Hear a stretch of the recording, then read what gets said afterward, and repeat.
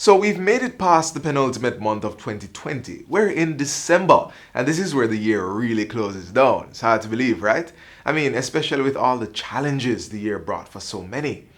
It's day 2 of the month that has become synonymous with helping, enjoyment, sharing, and fun, long before we can remember. But hold on a bit. Doesn't it feel a little different? And that's because it is.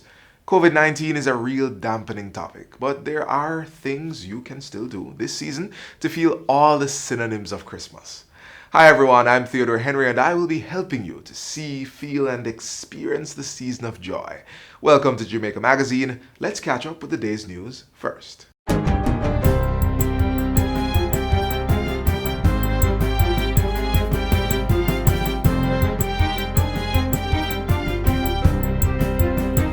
Good day, I'm Stephen McHugh and this is your JIS News for Wednesday, December 2.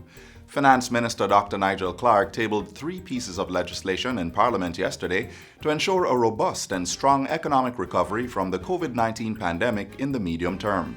Among them is the National Housing Trust Amendment Act 2020. This will extend the NHT's annual contribution of $11.4 billion to the central government for the next 5 years. The current status expires in March 2021. In relation to the Financial Administration and Audit Amendment Act 2020, this will allow the government to achieve its 60% of debt to GDP target by 2027-2028 instead of 2025-2026. In the meantime, Minister Clark also tabled the Independent Fiscal Commission Act 2020. This will establish the appointment of a body to monitor compliance of fiscal rules, report on fiscal outcomes, and inform the public on fiscal policy developments with independent analysis. This bill will be debated at a later date. The government of Jamaica is actively putting in place the framework for economic recovery. Much of this rests on ensuring the continued existence of a credible fiscal path that both supports economic recovery and retains debt sustainability. We therefore have to plan not just for today, but we have to look ahead and plan across the medium term. By making adequate plans for Jamaica today, Jamaica will make its way through and emerge stronger. According to Dr. Clark, forecasts from reliable sources have indicated that the economy will contract by approximately 10% of GDP as a result of the pandemic. While government revenues for April to October 2020 are ahead of projections, Minister Clark says revenues remain approximately $60 billion or 17% below that of the last fiscal year. Various monetary reforms would have introduced two-way movement of the exchange rate and have accommodated a decreased footprint of the central bank in that market. As a result, our reserves increased by $1 billion between 2016 and 2019, and that improved reserve position, or non-borrowed reserves that is, has provided a buffer during the crisis. Today, in the middle of the pandemic, our gross reserves and our net international reserves remain in the region of all-time highs. Prime Minister Andrew Holness is calling on first world countries to not turn inward during the COVID-19 pandemic. Mr. Holness's pleas follows reports that the United Kingdom is set to cut its international aid budget by a third.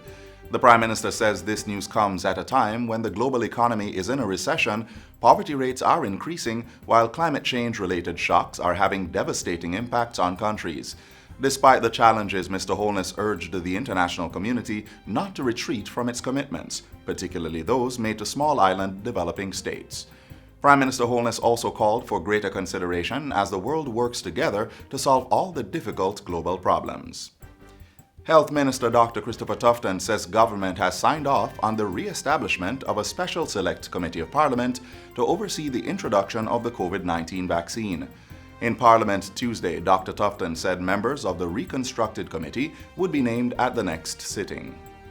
We will recommend members of this Honourable House to establish the Special Select Committee. This committee will have specific responsibility for the oversight of Jamaica's COVID-19 response, and a second committee dedicated to looking at the introduction of the COVID vaccine. Dr. Tufton said approved vaccines should begin distribution by March next year, with mass distribution slated for the summer months. Vaccination has proven, Madam Speaker, an undeniable success in the public health toolkit to reduce the burden of infectious disease, and already the Ministry of Health and Wellness has in draft a plan to manage the introduction of the vaccine to the country. So we are already putting a plan in place and will therefore work with that committee to outline, to fine-tune that plan and to accompany that plan with a public education program. The re-established subcommittee will comprise clinical experts within the Ministry of Health and Wellness, private sector players, logistics planning experts, and social behavioral experts. Meanwhile, the Ministry of Health and Wellness is reporting that it has maintained an uninterrupted supply of antiretroviral drugs, ARVs, for persons living with HIV/AIDS. In a report to Parliament Tuesday, the Portfolio Minister said the supply had been steady for the past 3 years and was achieved through monitoring and proactive interventions. This is despite the myriad of challenges to the Ministry's HIV/AIDS service delivery during the COVID-19 pandemic. Among them, the disruption of global supply chains, including the lockdown of India, the major manufacturer of ARVs worldwide. Minister Tufton says during the pandemic, the National HIV Program has continued to offer services. These include the development of a response team to coordinate prevention activities, social services, protocols to engage clients, as well as mechanisms to maintain human rights. Through collaboration with the private pharmacies across the island, increased locations to access ARVs have also been provided. Our work is not done, Madam Speaker, and we acknowledge the concerns expressed by persons living with HIV, and we are reinforcing our commitment to providing access to medication and monitoring supplies. This will ensure the standard of service delivery is maintained and each person living with HIV is able to achieve viral suppression and live their best life.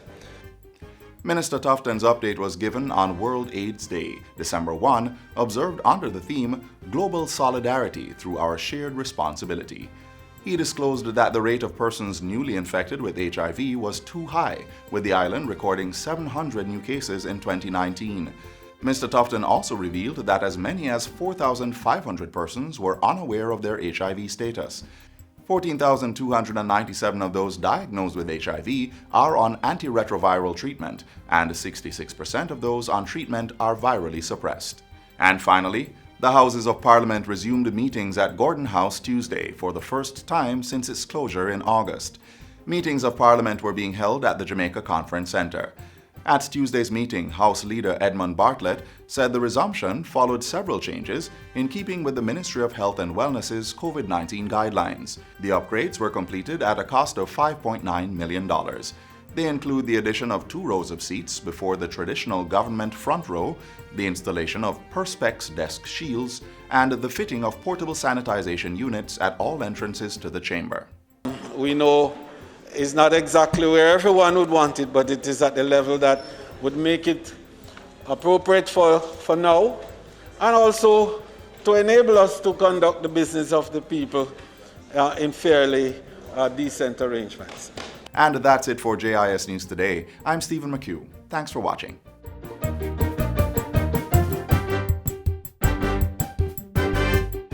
Do you know what a disability is? A permanent loss of function in any part of your body is called a disability. Some people are born that way. Others get a disability because of an illness or an accident. This doesn't have to prevent you from living a full life. The Disabilities Act will protect your right to work, raise families, or do business like anyone else. Visit jcpdja.com. A message from the JCPD, an agency of the Ministry of Labour and Social Security. We did mention the helping and the sharing part of Christmas holidays. Maybe you can start off the season by helping someone to a safe home. Have you ever thought about adoption? Well, here's a bit of a push if you need it.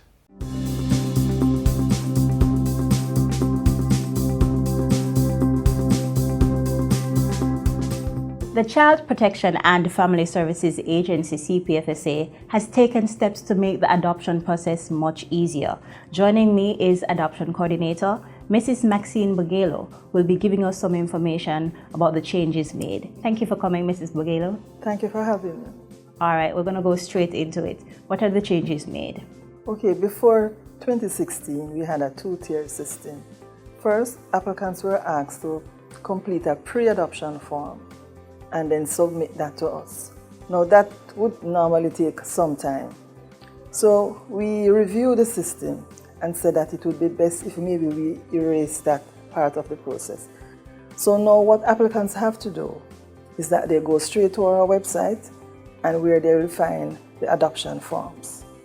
The forms include the application form, the medical form, one for the child and the applicants, and the guidelines which outline all the information and all the required documents that need to be submitted with the application form. Awesome. And what are the required documents? The required documents are the birth certificates, marriage certificates if they are married, job letters and income statements, references from persons who know them, not a family member. And the references should not necessarily speak only to the person being a nice or a good person, but it should speak to how would they care for a child. That should be included, their capacity to care for a child. If the child is in school, we would need a child's last school report as well. And when all of that is completed, what's the next step? The next step would be submit all of those to the CPFSA. When it is here now, we would review to ensure that all documents are here. Now, if all the information is there, the application is reviewed, given a number, and assigned to a caseworker. And a letter would be sent to the applicant informing them of this and who the person is. Once the caseworker gets that application, that caseworker would now start to prepare appointments to interview both the applicants, the child, and whosoever, the birth parents, because the birth parents are also very important in the process. And what if there are no birth parents? Well, if there are no birth parents, we would have had death certificates for the parents if they have died. If they are nowhere around or cannot be located, there are avenues that we would have to take internally to ensure that we try our best to find them. And once that's completed, what's next? Once that is completed, the officers then would have to do a comprehensive report. And that report would have to be compiled and then submitted to the adoption board, because the adoption board is the only agency in Jamaica that can approve adoption at that level. So after the approval, it is submitted to the adoption board and approval is given, then it is now preparation for court.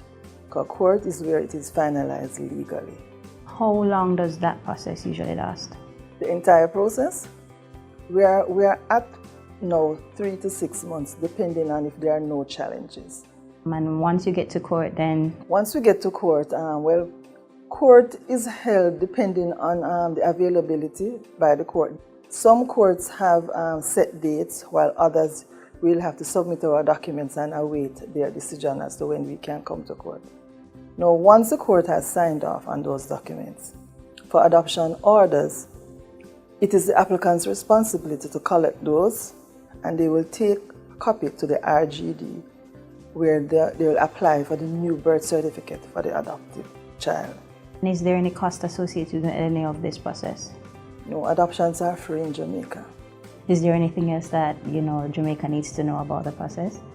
We need adopters, prospective adopters, to understand that it is important that they submit all the documents, and it is also important that they are truthful in the stories that they give pertaining to how a child is placed in their care. Because what we find is that sometimes when we approach birth parents, they are not aware that this child is being adopted. They know that somebody is caring for their child, but that was not the arrangement that they adopted for. Persons generally who wish to adopt should love a child, should really want to take care of a child, because it's a lifelong investment. persons, they should have proper accommodation for their child. They should be able to financially can afford to take care of that child. And they should be willing to accept that child as theirs. And that is very important, because we see sometimes that persons adopt for many different reasons, and this can affect the relationship of that child for the rest of their lives. How can people reach out to you to find out or to just inquire about the adoption process? Okay, we have an email address, adoption@childprotection.gov.jm, and our straight line to the unit is 922-1751. Thank you so much, Mrs. Bogelo. You're welcome.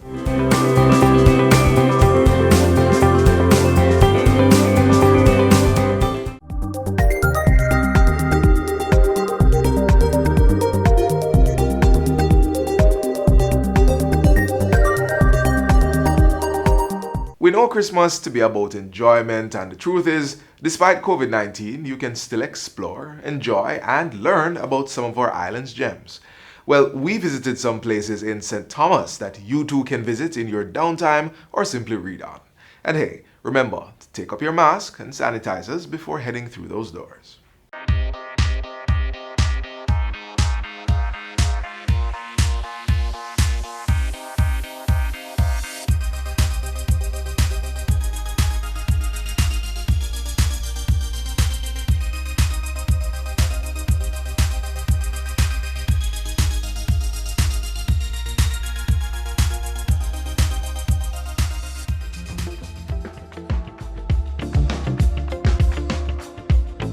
It's one of the oldest parishes in the island that might have been originally named after Thomas Hickman Lord Windsor, the then governor of Jamaica in 1662.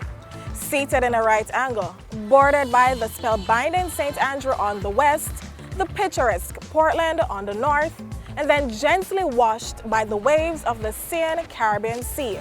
Bienvenido a St. Thomas. Welcome to St. Thomas. Full place. St. Thomas, we're there. St. Thomas Adena, welcome to St. Thomas.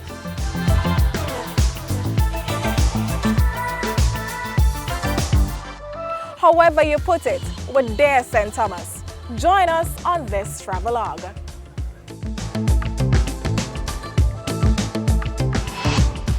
We'll be moving throughout the creases and corners of this beauty, turning the pages of our local history book, in which you will see the old Borden Wharf, Judgment Cliff, Roselle Waterfall, and other places.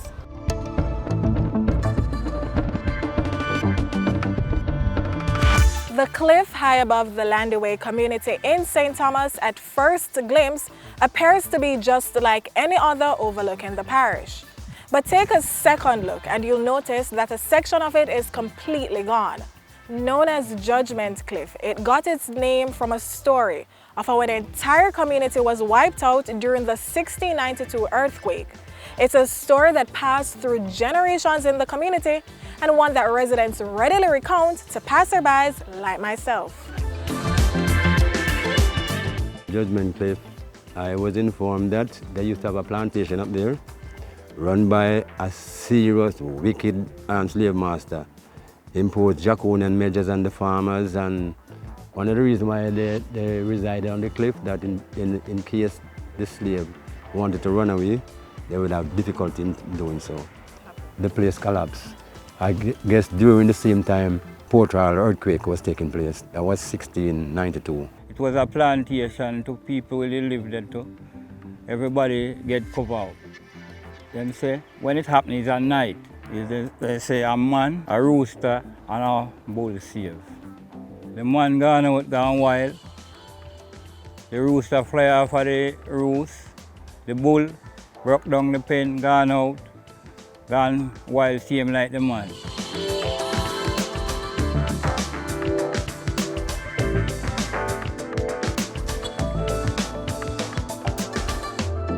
We're still set on traveling this allure, blessed indeed by the events of history. Right now, we're headed to a gem up the road on the corner.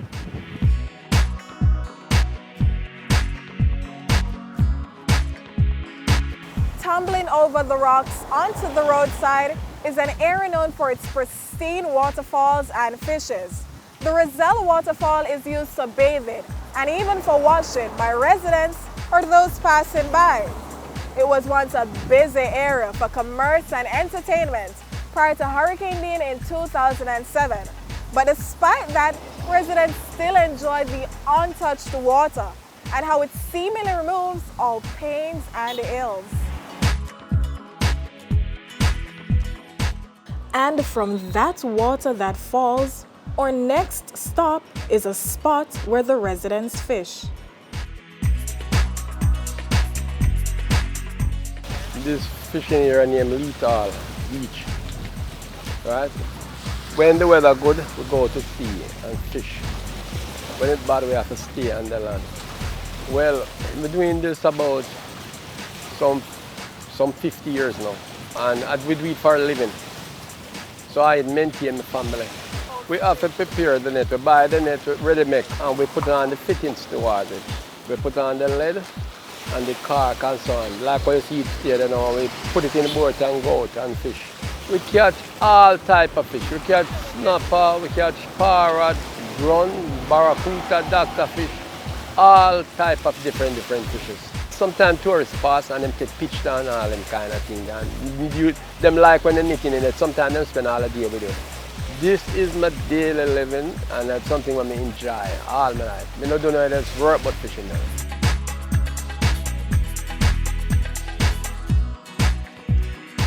Back in the days, over Bournemouth, they usually do export a lot of things over there. We even use our small canoe and go over there to fishing through the day. It's just across from the other side of the fishing village. St. Thomas is a major growing area for food such as banana, coffee, coconut, sugarcane, and even for fishing. It houses one of the island's natural deep water harbors that was once used as a port for exporting these same food items.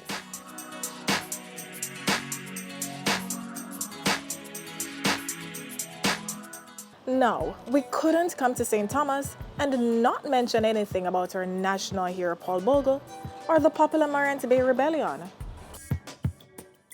Yeah, the Morant Bay Rebellion took place at the Morant Bay Courthouse with Paul Bogle and his followers marching from Stonygut to Morant Bay.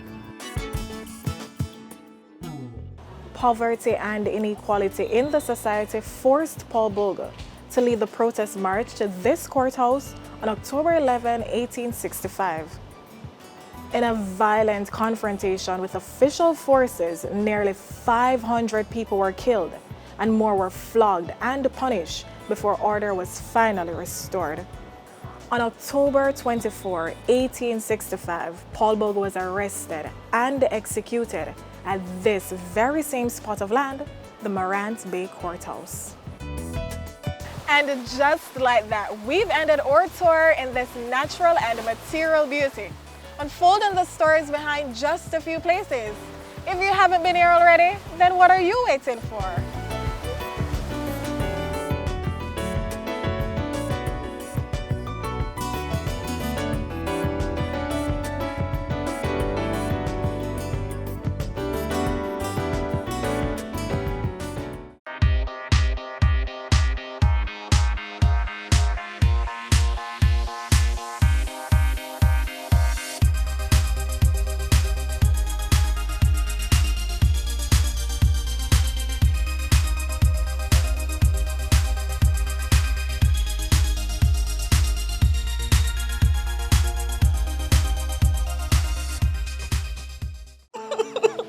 Now tell me, say the boy beat you again.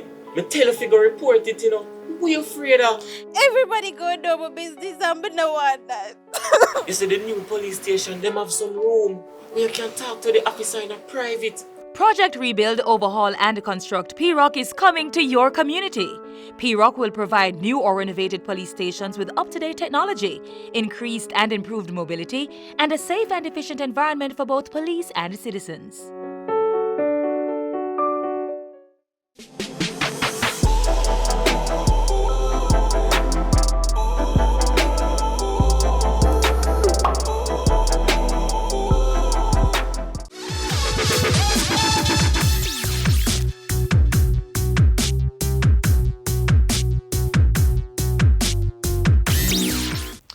Now, I love Christmas carols. Now, one of my old favorites is the one that everybody knows. Mariah Carey sings, "I don't want a lot for Christmas." Well, that's my favorite line.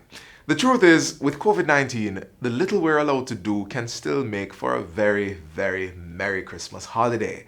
Here are some tips to keep you safe, but also have fun. Number 1, keep the family dinner small. We still need to practice social distancing, so maybe you could restrict this year's Christmas dinner to just those in the household. Whatever you decide on, keep the numbers within the government's COVID-19 protocol. Number 2, send the gifts while you stay behind. There are many ways to deliver your Christmas gift without having to leave your home. You could mail them or use the services of a delivery company. Number 3, host a virtual Christmas party. Remember, for us here, parties are a no-no, but you can still have fun online. Make your Christmas invitation cards, email them, and then get your friends and your family together for the big online party.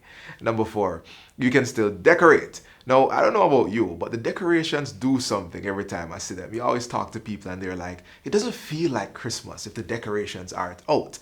So pull out your old tree or get a fresh one, put up your other Christmas decorations, and help the season come alive for you.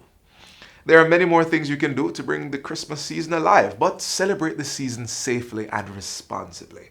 Remember, we all need to work together to stop the spread of COVID-19 and to get Jamaica to the place of choice to live, work, raise families, and do business.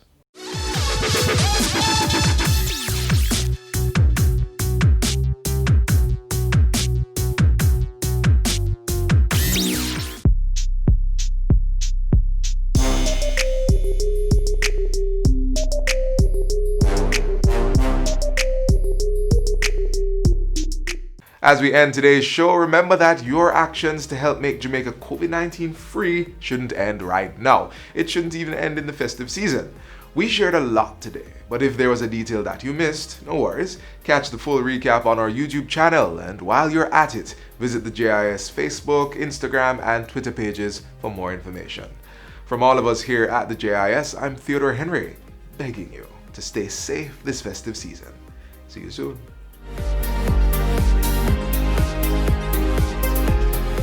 This has been a production of the Jamaica Information Service, the voice of Jamaica.